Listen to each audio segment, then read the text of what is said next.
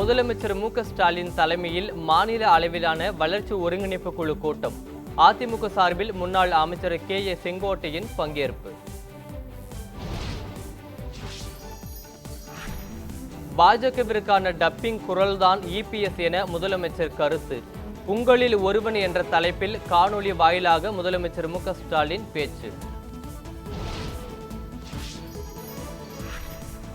உத்தரப்பிரதேச மாநிலம் வாரணாசியில் தொடங்கியது காசி தமிழ் சங்கமம்.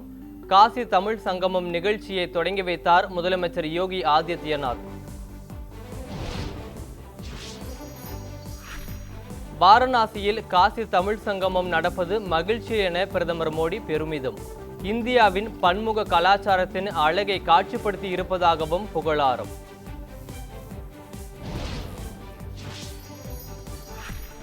அனைவரும் வியக்கும் வகையில் காசி தமிழ் சங்கமம் நடைபெறுவதாக மத்திய இணையமைச்சர் எல். முருகன் பேச்சு. காசிக்கும் தமிழ்நாட்டுக்கும் பிரிக்க முடியாத பிணைப்பு உள்ளதாகவும் பெருமிதம்.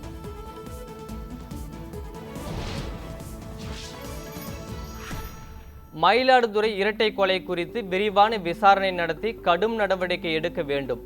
வழக்கை விசாரிப்பதற்கு முன்பே காவல்துறை முன்விரோதம் என கூறுவது சரியா என எதிர்க்கட்சி தலைவர் எடப்பாடி பழனிசாமி கேள்வி. மயிலாடுதுறை இரட்டை கொலை சம்பவத்துக்கு முன்விரோதமே காரணம். சாராய விற்பனையை தட்டி கேட்டதால் இருவர் கொல்லப்பட்டதாக வெளியான தகவலுக்கு காவல்துறை மறுப்பு.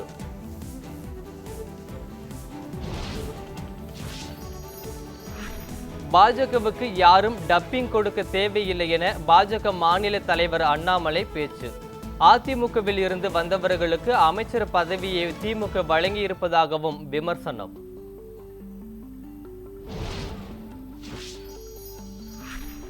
சொத்து குவிப்பு வழக்கில் பறிமுதல் செய்யப்பட்ட முன்னாள் முதலமைச்சர் ஜெயலலிதாவின் நகை, புடவை உள்ளிட்டவை தமிழ்நாடு அரசிடம் ஒப்படைப்பு. பல கோடி ரூபாய் மதிப்பிலான பொருட்கள் பலத்த பாதுகாப்புடன் கொண்டு வரப்பட்டன.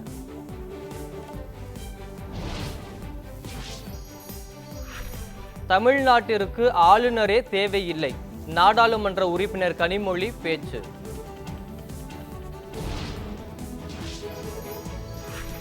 வாரணாசி தமிழ் சங்கமம் நிகழ்ச்சிக்காக தமிழக நாட்டுப்புற கலைஞர்கள் சென்ற ரயிலில் அத்துமீறி நுழைந்த நபர்கள்.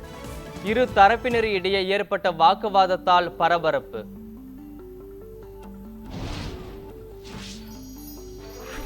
பாஜக ஆளும் மாநிலங்களில் தமிழர்களுக்கு பாதுகாப்பு இல்லாத சூழல் உள்ளது.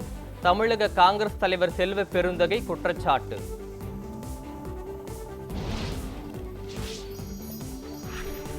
பிரபாகரன் படத்தை பயன்படுத்த சீமானுக்கு தடை விதிக்க கோரி சென்னை உயர்நீதிமன்றத்தில் மனு.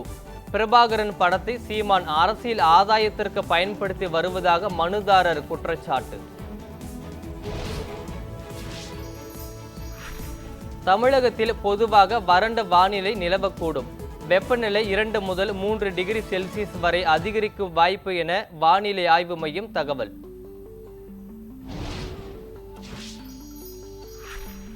புதிய கல்விக் கொள்கையை ஏற்காவிட்டால் நிதி கிடையாது. மத்திய கல்வி அமைச்சர் தர்மேந்திர பிரதான் திட்டவட்டம்.